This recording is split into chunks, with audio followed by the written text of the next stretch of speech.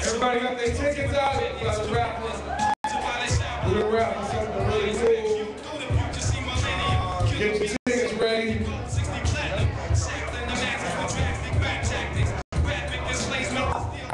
Bring it up.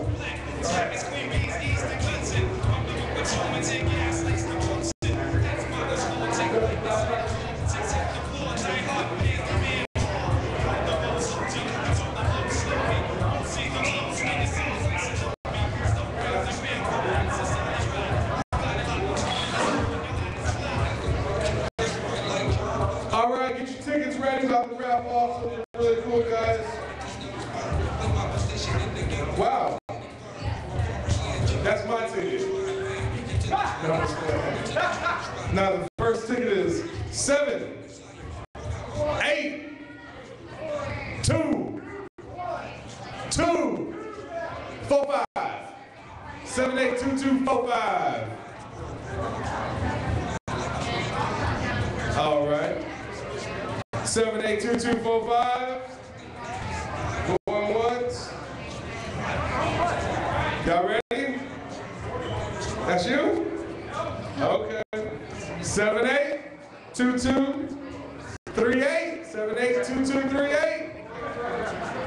Is there a 7, 8, 2, 3, 2? All right, this is gonna be the last one. And then I'm gonna come back and do another one. 7, 8, 2, 2, 3, 9. All righty. Well, with that said, everybody's too high to look at their ticket. I guess I gotta let some highness down. That's not gonna happen. Oh yeah, y'all make sure y'all check out my boy. He got some like homemade incense. Y'all off the chain, got some shorts and whatnot.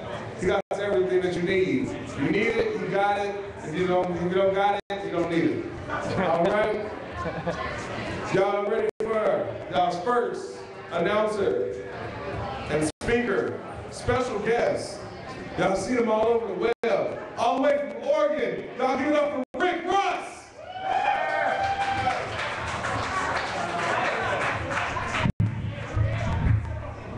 Get up for Clifton Simmons there. Yeah.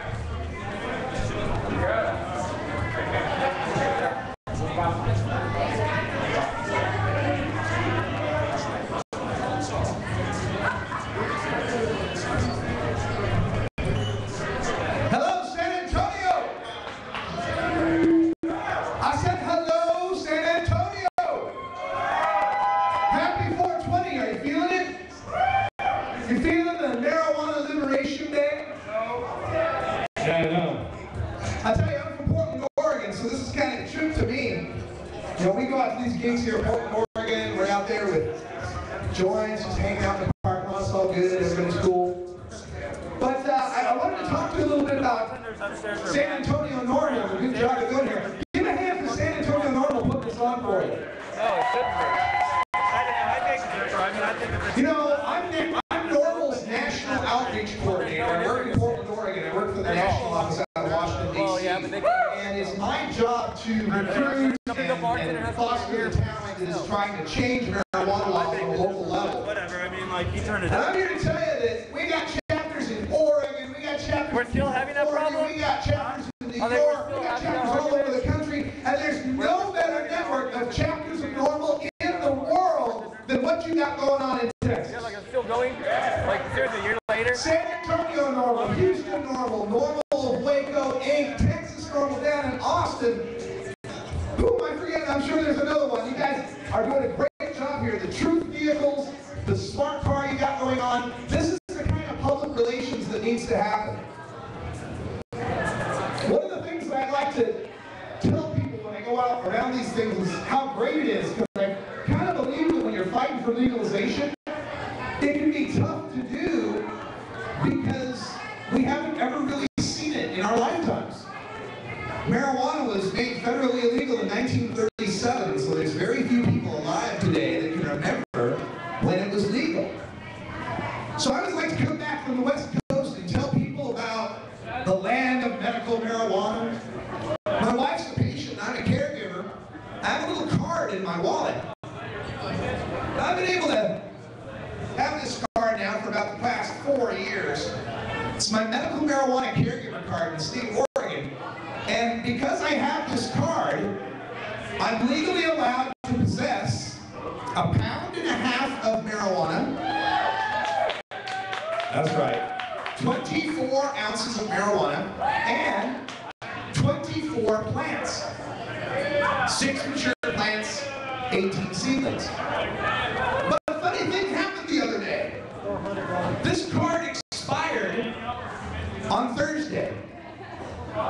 So on Thursday, I have a house full of weed, and I have a house full of pipes and bombs and vaporizers and various stuff. I got a couple of great grow tents where I've got a few plants growing. On Thursday, I was a legal caregiver in the state of Oregon. On Friday, I was a felon. On Thursday, I was perfectly legal to have 1.5 pounds of weed and 24 plants. On Friday, that would give me 20 years in prison and hundreds of thousands of dollars in fines. Just because a card expired.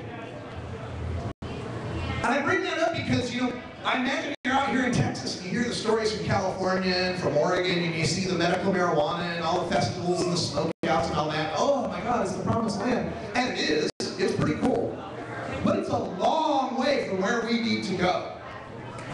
We need freedom for all of us, from California to the East Coast, from the Canadian border to the Mexican border, and especially for you here in Texas. And I want to emphasize the freedom part because when we're doing this, you know, a lot of people think, oh yeah, bunch of stoners wanting to get high. Well, yeah, but we were doing that already. We were already getting high. But now we're here and you're here because we want to do something about our freedom. Has very little to do with marijuana. Has very little to do with what we're smoking. It has to do with whether or not our government has the duty and the right to tell us what we can do with ourselves and to ourselves in the privacy of our own homes, so long as we don't harm another. And I don't know about you, but when I was serving my country in the military and I raised my hand to swore an oath to uphold the Constitution of the United States against all enemies, foreign and domestic, I did that knowing I was fighting for the land of the free and the home of the brave, not the land of the pea from government slaves.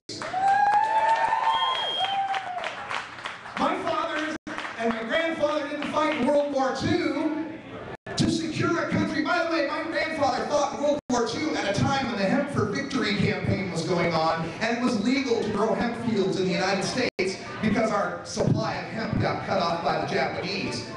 My grandfather didn't fight World War II to give us a country where stormtroopers in automatic weapons and full combat gear burst into our homes and throw in no-knock grenades and shoot our pets and terrify our children and our families because we were smoking a bowl. Do you think that's right? Do you want to do something about it? And this is what you do. You get active. You get networking. You get to know other people. You come out of that smoky closet or that back garage where you're hiding. Oh, I wish it was legal. Oh, somebody ought to legalize weed. No, you ought to legalize weed. This isn't a question of whether they're going to legalize weed, because they're never going to legalize weed. We're going to legalize weed. Are you with me on that? Are you ready to legalize this? Now, obviously, depending on where you live, you got to do this differently. I'm in Oregon. We got medical marijuana for 14 years. We've got 2 different petitions going on right now to legalize marijuana. In Washington State, they have an initiative to legalize marijuana. It's on the ballot. In Colorado, they've got an initiative to legalize marijuana. It's on the ballot. It is changing.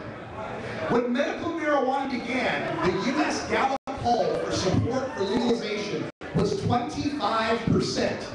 Today, that poll is 50%. More Americans today believe marijuana should be legal than believe it should be illegal.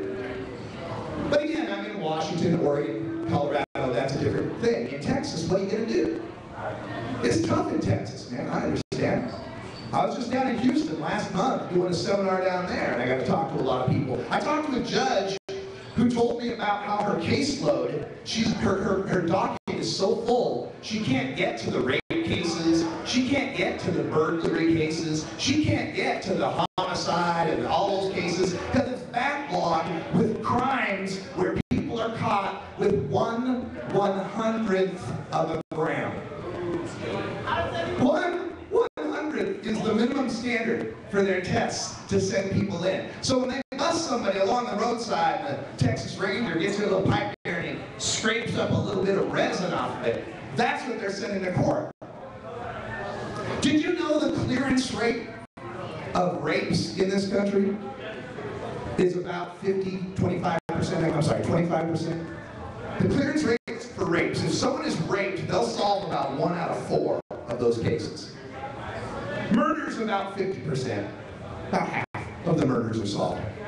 And this is directly attributable to the time wasted and resources wasted from cops having to chase kids with a dime bag instead of trying to chase bad guys that we want them to catch.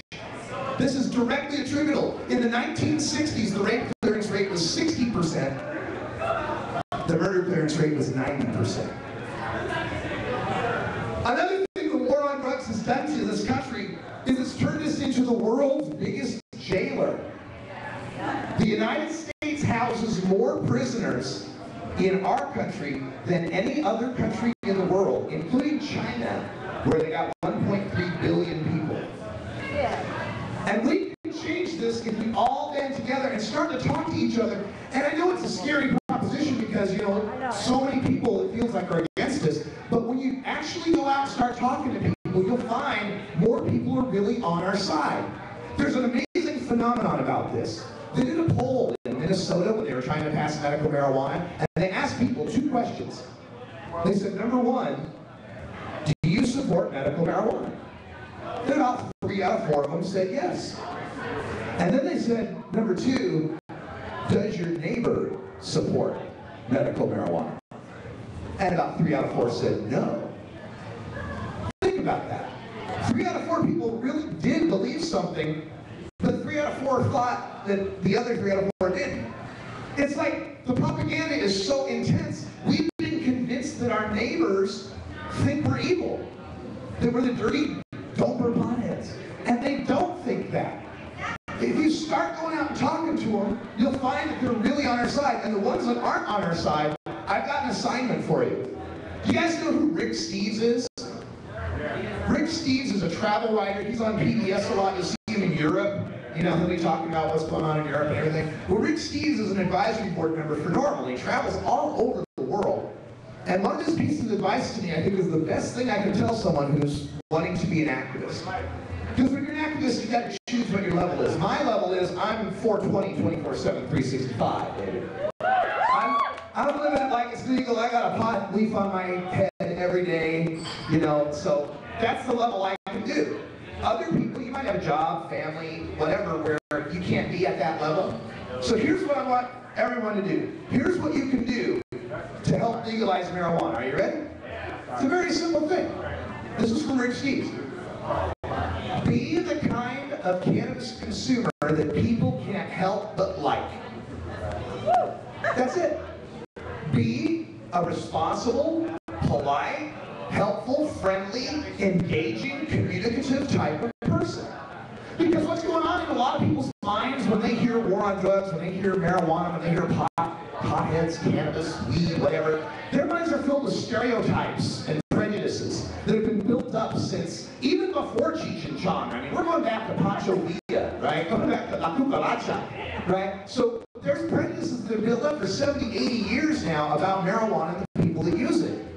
So when you let someone you know that you're a pot smoker, and they have to go, well, wait a minute, she seems to be intelligent and goes to work every day, pays taxes, and is a good mother. She doesn't seem like a pothead. And the more people like that they meet, the more that little wall of ignorance starts to come down in their head. They start to think, why are we locking these people up? They don't seem to be so bad.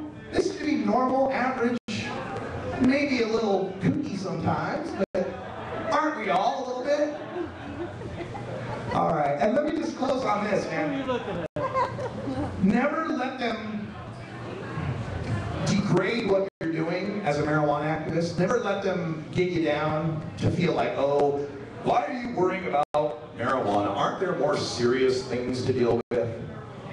No.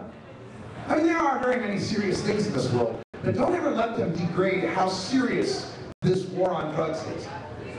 This war on drugs affects every one of your civil rights, every single one of them. First Amendment through the 10th Amendment, every one of them is impacted by what they're doing in this war on drugs.